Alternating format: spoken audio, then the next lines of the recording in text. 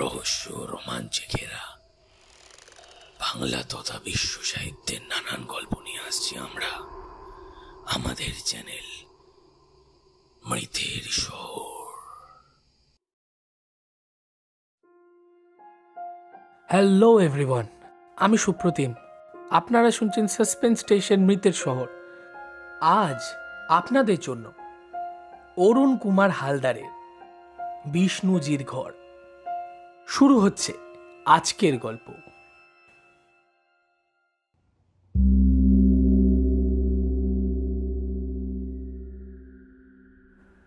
ঘরখানা দেখেই নীলেশবাবুর বেশ পছন্দ হয়ে গেল।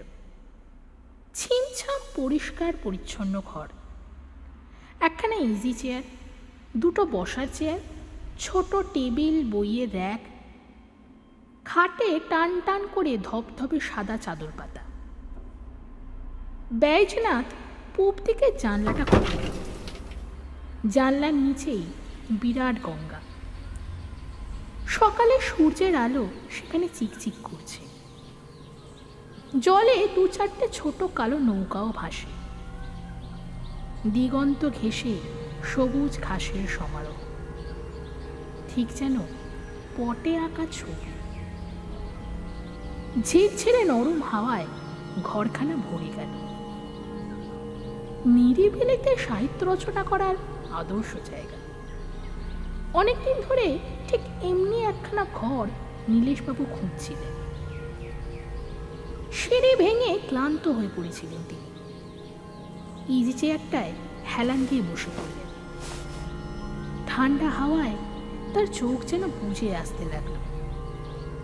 বৈজনাথও একখানা চেয়ার টেনে বসে পড়লেন। নীলেশবাবু সপ্রশংস দৃষ্টিতে ঘরখানা চারিদিকে চোখ বুলিয়ে নিয়ে বললেন, এই ঘরে বসেই তাহলে বিষ্ণুপ্রসাদজি কবিতা লিখতেন? আগে এই ঘরে বসেই লিখতেন। আর শুধু কবিতা, গল্প, উপন্যাস, নাটক, সব কিছুই। এর বাড়ি তো কানপুরে, একেবারে শহরের মাঝখানে।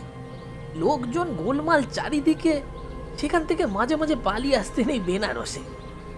এই ঘরে বসেই লিখতেন সারাদিন। এইরকম একখানা ঘর আমি অনেক দিন ধরে খুঁজছিলাম। আমাদের কলকাতার বেহালার অঞ্চলটা আগে এমনই ফাঁকা ছিল, এখন ঘিঞ্জি হয়ে উঠেছে।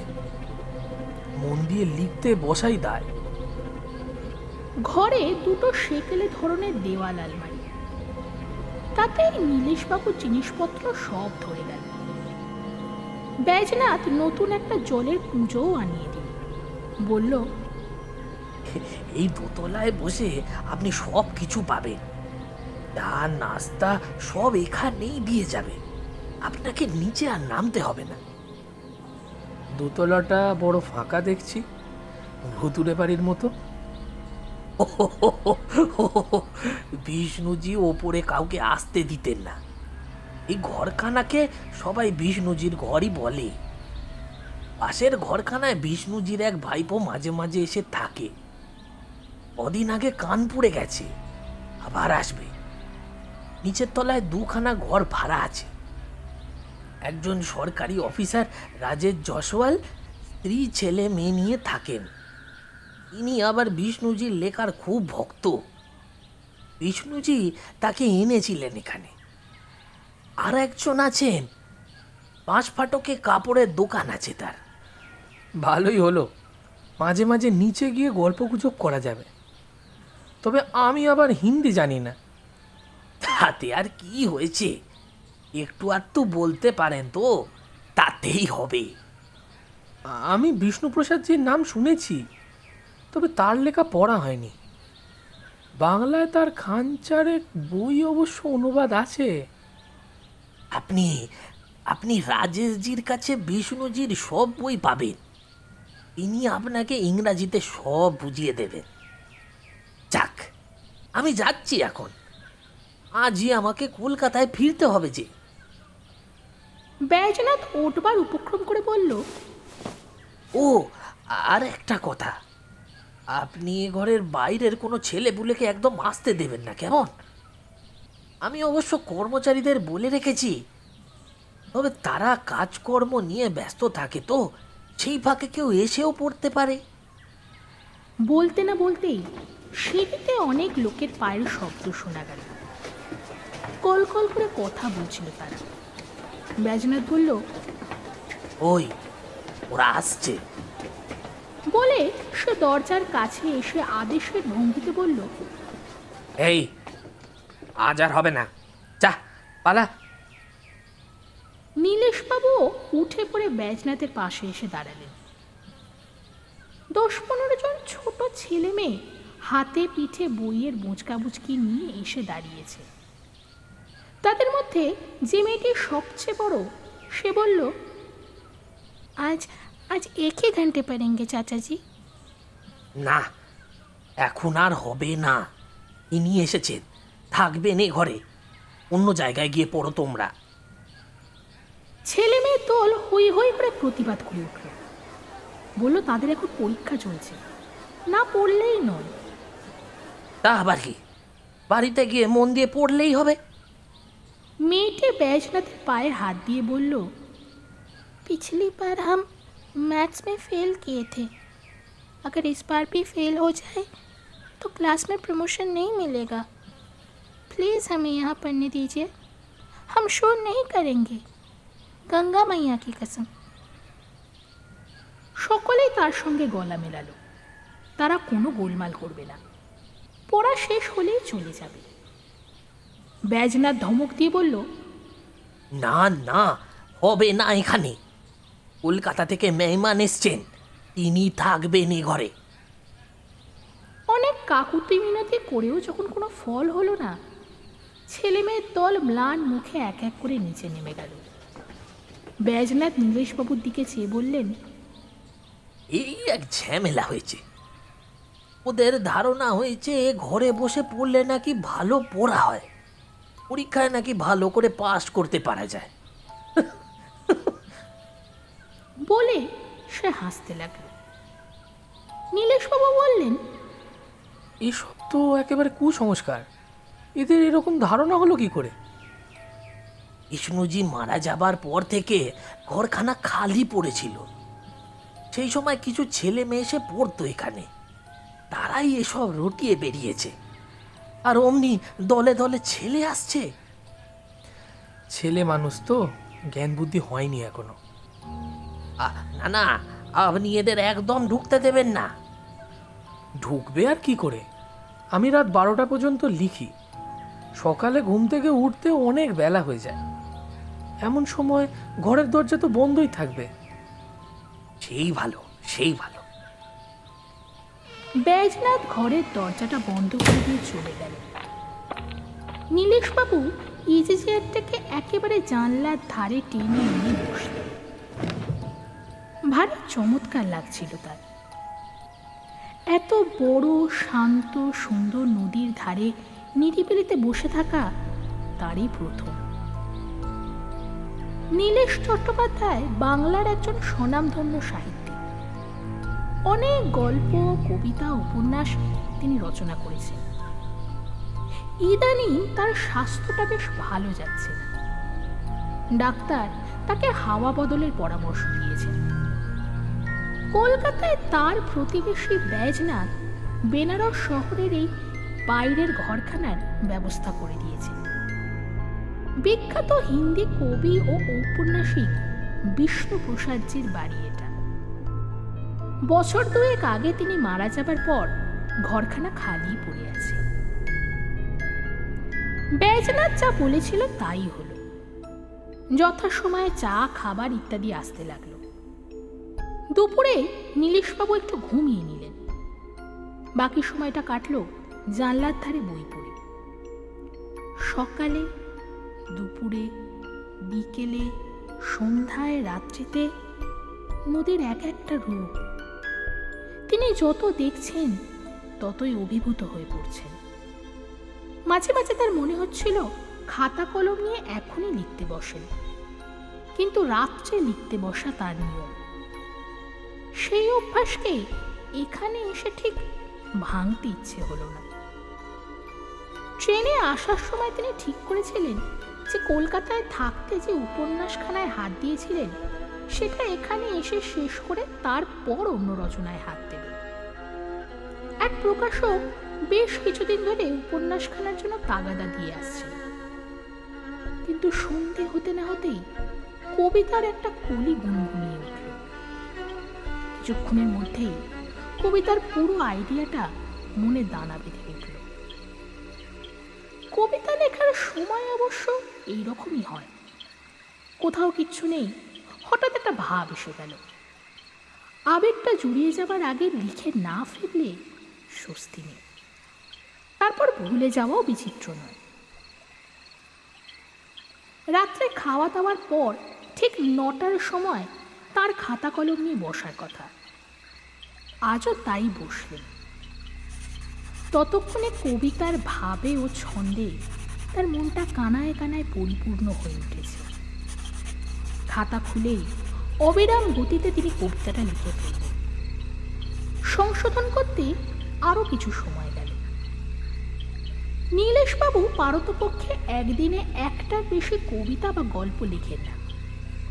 সারাটাক্ষণ একটি বিষয়ের ভাবনায় তার মন এত আচ্ছন্ন হয়ে থাকে যে অন্য কোনো বিষয় নিয়ে চিন্তা করা দুষ্কর হয়ে ওঠে।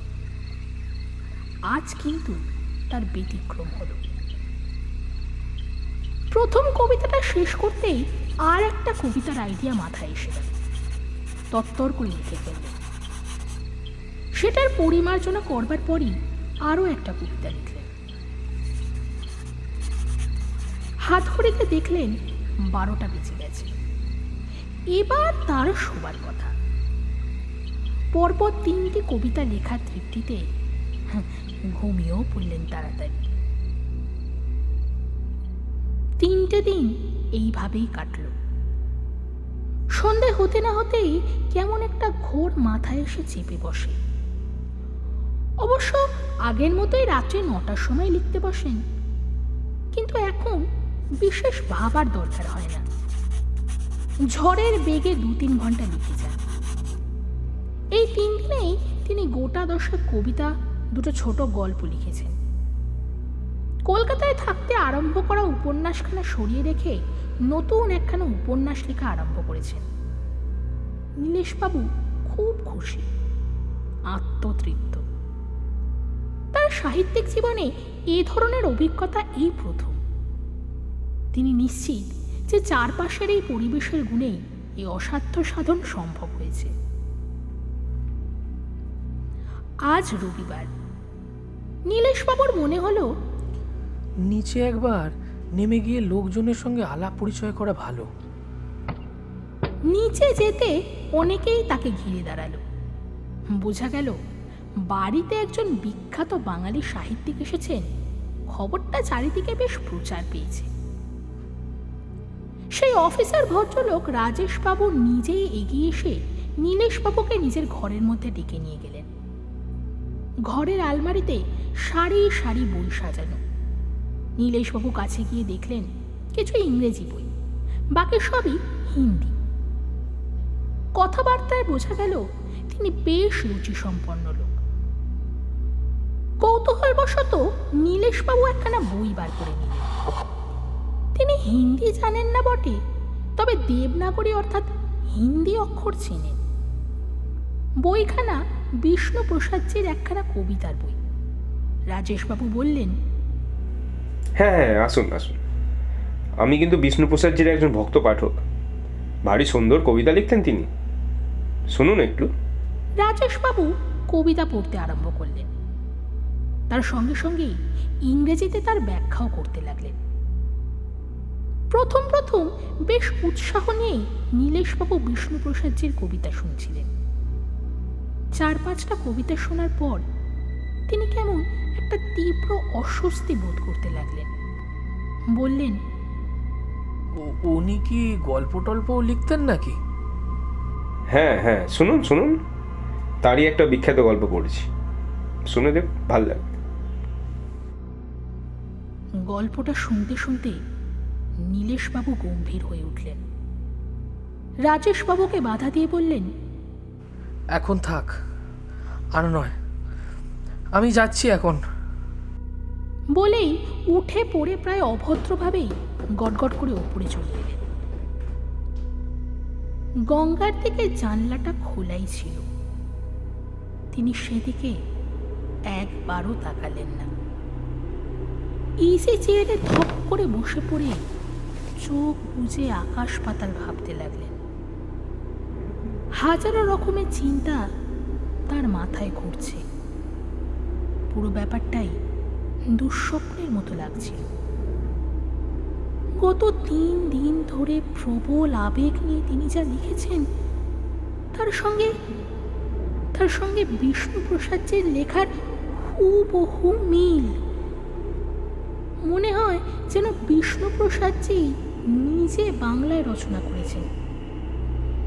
এমনকি কাল রাতে তিনি যে ছোট গল্পটা লিখেছেন, সেটা বিষ্ণুজির লেখার নকল।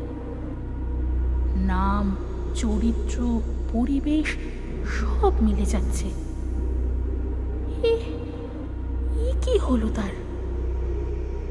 তবে কি বিষ্ণুজি নিজে তার হাত ধরে লিখে নিয়েছেন? নিজের লেখাকে কেমন যেন অচেনা লাগছিল নীলেশবাবুর। একেবারে স্বপ্নাতীত। এখন তার মনে হলো যে ছেলে মেয়েগুলো এই ঘরে যে পড়তে আসতো, তাদের কথাই ঠিক। কোনো অদৃশ্য শক্তি তাদের পড়াশোনায় সাহায্য করত। অবশ্য বুদ্ধি দিয়ে এসব রহস্যের কোনো ব্যাখ্যা চলে না। একটু পরে দুপুরের খাবার নিয়ে এলো একজন। নীলেশবাবু তাকে জিজ্ঞেস করলেন, বিষ্ণুজিকে তুমি চিনতে? আজি খুব চিনতুম। কতদিন আগে মারা গেছেন তিনি? তা প্রায় 2 বরস হয়ে গেল। এই ঘরে বসেই একা একা লিখছিলেন রাত্রেবেলায়। কখন মারা গেছেন কেউ জানতেও পারেনি। সকালে দেখা গেল ঘরের জানালা দরজা খোলা, আলো জ্বলছে, আর তিনি ইজি চেয়ারে মাথা হেলান দিয়ে শুয়ে আছেন, ঠিক যেন ঘুমোচ্ছেন। নীলেশবাবুর সমস্ত শরীরটা একবার শিরশির করে উঠল। বেনারসে আসবার আগেই দশাশ্বমেধ ঘাটের কাছে একটা হোটেলে তিনি থাকার ব্যবস্থা করেছিলেন। এখন ঠিক করলেন তিনি সেখানেই চলে যাবেন। তার এই আকস্মিক সিদ্ধান্তে কেউ বিস্মিত হলো, কেউ আহত। নীলেশবাবু কিন্তু কোনো কারণ দেখালেন না, সবাইকে শুধুই ধন্যবাদ জানিয়ে বিদায় নিলেন। ঘর ছেড়ে চলে যাবার আগে তিনি গঙ্গার দিকে চেয়ে দেখলেন একবার। তার বুকের ভেতরটা মুচড়ে উঠল। নিথর জলে গোধূলির আলো পড়ে চিকচিক করছে, কেমন ঝিরঝিরে ঠান্ডা হাওয়া। পরিবেশটা ভারী চমৎকার। কিন্তু চাইলেও নীলেশবাবু আর এখানে থাকতে পারবেন না, কারণ এখানে যদি আর কিছুদিন থাকেন তবে সাহিত্যিক নীলেশ চট্টোপাধ্যায় নিশ্চয়ই হারিয়ে যাবেন।